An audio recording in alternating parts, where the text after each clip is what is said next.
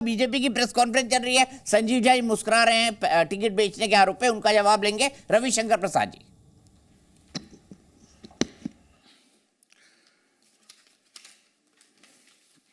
Party के media प्रमुख मित्र अनिल बलूनी जी, सभी पत्रकार मित्रों,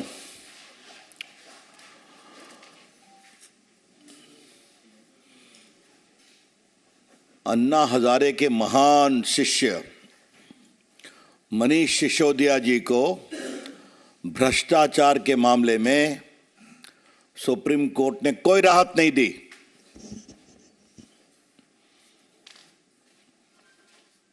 सीधा अर्थ है, जाओ कानून के रास्ते से आओ। The Supreme Court refused to grant any indulgence to one of the most prominent faces on anti-corruption movement led by Shri Anna Hazare, Mr. Manish Sisodia, and go and suffer the consequence of law and court. आज के supreme court के आदेश का सीधा मतलब यही है। अब बाकी क्या बहस हुई, क्या हुई, ये आपने टीवी पर देखा है, चलाया है। सुप्रीम कोर्ट से उनको कोई राहत नहीं मिली और ठीक नहीं मिली। जिन लोगों ने भ्रष्टाचार के नाम पर लड़ाई करते हुए देश के लिए एक नैतिक बल बनाने का दावा किया था, और कौन ईमानदार है और कौन नहीं ईमानदार है, उनका शासन क्या है कि दिल्ली में शराब पीने वालों की संख्या बढ़ाओ, शराब लेने की उम्र 21 की 18 कर दो, शराब के ठेके में पॉलिसी को बदल दो, जो एक्सपर्ट कमेटी की रिपोर्ट है उसको जीएम से चेंज करा दो, और दक्षिण से उत्तर 100 करोड़ का मुनाफा ले लो, जिसमें इस तरह की शर्तें डाल दो कि छोटे प्लेयर्स उसमें पार्टिसिपेट कर ही नहीं सके। तो ऐसे ही कार्टलाइजेशन हो जाता है, आप भी जानते हैं। आप उनकी अगर अहर्ता बड़ी कर दें, एलिजिबिलिटी, और प्लस कमीशन को 2% से उठा के कितना कर दिया, 12%, तो दोनों फायदा। तो इससे अच्छी बात और क्या होगी। और 100 करोड़ रुपए मिले, ये तो पूरे मीडिया में चर्चा है, हम क्या बोल रहे हैं अपनी से। और आज मैंने मीडिया में एक और रोचक बात देखा है।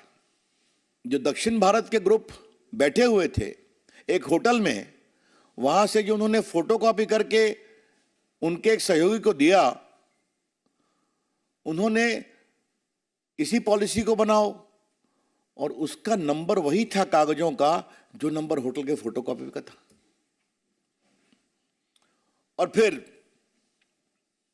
आपके एक ग्रुप ने कहा कि नहीं, ये भी नहीं ठीक है, ये भी बदलाव कर दीजिए, तो भी भेज दिया गया। हम मेरिट पर बिल्कुल नहीं जा रहे हैं, हम सीधा कह रहे हैं सीबीआई ने क्या आरोप लगाया है, उसके क्या एविडेंस आए हैं। एविडेंस डिजिटल है, एविडेंस फिजिकल है। There is digital evidence and there also physical evidence. अब मुझे यहां आके एक खबर मिली कि जो वीआईपी लोग थे उन्होंने 170 फोन बदला। शायद मनीष सिसोदिया ने भी 16 फोन बदला। अब तो मैं देश का थोड़ा इलेक्ट्रॉनिक मंत्री रहा हूं, संचार मंत्री रहा हूं, तो मेरी भी आश्चर्य है अनिल बाबू कि एक नेता अपने 16 फोन बदलता है। हाँ, ये तो कमाल है साहब। तो ये फोन क्यों बदले जा रहे थे, ये रिकॉर्ड्स क्यों डिलीट किए जा रहे थे। आप तो बिल्कुल पारदर्शिता की प्रतिमूर्ति हैं, यही दावा आप करते हैं कि आप और अरविंद केजरीवाल हिंदुस्तान में एक नई पारदर्शिता को लेकर के आए हुए हैं। This question becomes very relevant, Mr. Sisodia, because whether you or whether your leader, Mr. Kejriwal, they keep on giving certificate of honesty. He is honest, he is dishonest. and you are only deleting. You have shamed Anna Hazare. आपने अन्ना हजारे के ईमानदार आंदोलन की विरासत को बदनाम किया है. और दिल्ली में सबको शराब पिला के क्या करना चाहते हैं आप? कहा था कि हम स्कूल खोलेंगे, आप शराब की दुकान खोल रहे हैं. और थोड़ा मेरा राजनीति का अनुभव है, ये पूरे भारत के देश में कहीं नहीं सुना है कि जो शिक्षा मंत्री है वही शराब मंत्री भी है.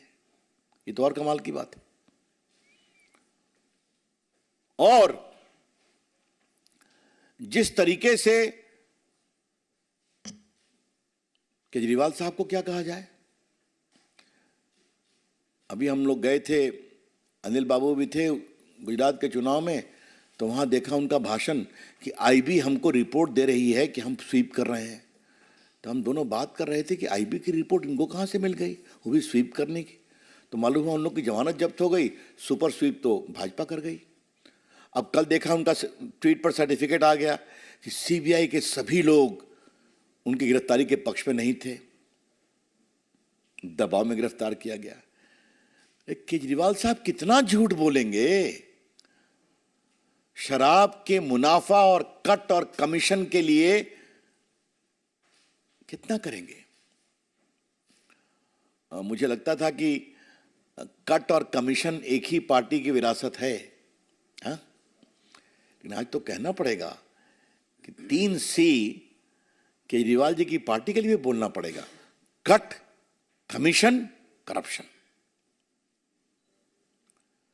और एक बात, मैं मेरिट में विस्तार से नहीं जाऊंगा, अगर आपको इतना ही ये पूरी पॉलिसी अच्छी थी तो विड्रॉ क्यों किया था? आप मुझे बता दीजिए. तो ये जितना ये बोलते हैं उतने फंसते हैं, यही तो मैं कह रहा हूं. इसलिए आज का मूल विषय यह है कि सुप्रीम कोर्ट से उनकी हार हुई है, उनको कोई रिलीफ नहीं मिला. और जिस तरह से सीबीआई के खिलाफ आरोप, प्रधानमंत्री के खिलाफ आरोप, बिना मतलब का दबाव, और इस बात का हमारे पत्रकार में ध्यान रखें और आपके माध्यम से देश ध्यान रखे. इनके कई नेता जेल में गए हैं, किसी को बेल नहीं मिला है. सत्येंद्र जैन शायद 8-10 महीने से जेल में है ना, उनको बेल नहीं मिला ना. और अब इनका नंबर आया है, तो जैसा काम करोगे वैसे गति होगी. अब इस तरह की ओपन बातें करना, और आज मैं कहना चाहता हूं कि अगर यही बात है तो आप जाइए, क्वेश्चन की बात करिए हाई कोर्ट में, देखते हैं, देखा जाएगा, सीबीआई जवाब देगी अपना. जितना भी विषय मीडिया में आया है उससे स्पष्ट है कि यह करप्शन का टेक्स्ट बुक केस है. I repeat, whatever has appeared in the media, this whole scandal is a textbook case of rampant corruption. और किनके द्वारा?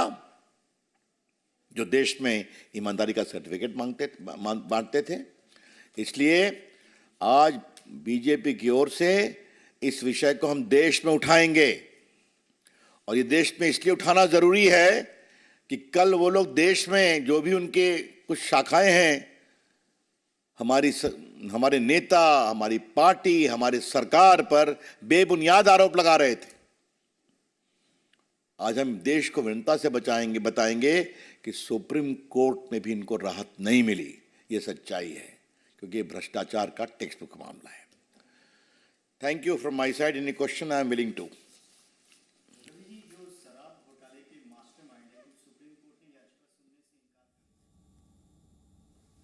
तो रविशंकर प्रसाद, तीखी प्रेस कॉन्फ्रेंस करी भारतीय जनता ने आम आदमी पार्टी के खिलाफ और सुप्रीम कोर्ट में और कोर्ट्स के अंदर जो कुछ चल रहा है उन तमाम चीजों पर.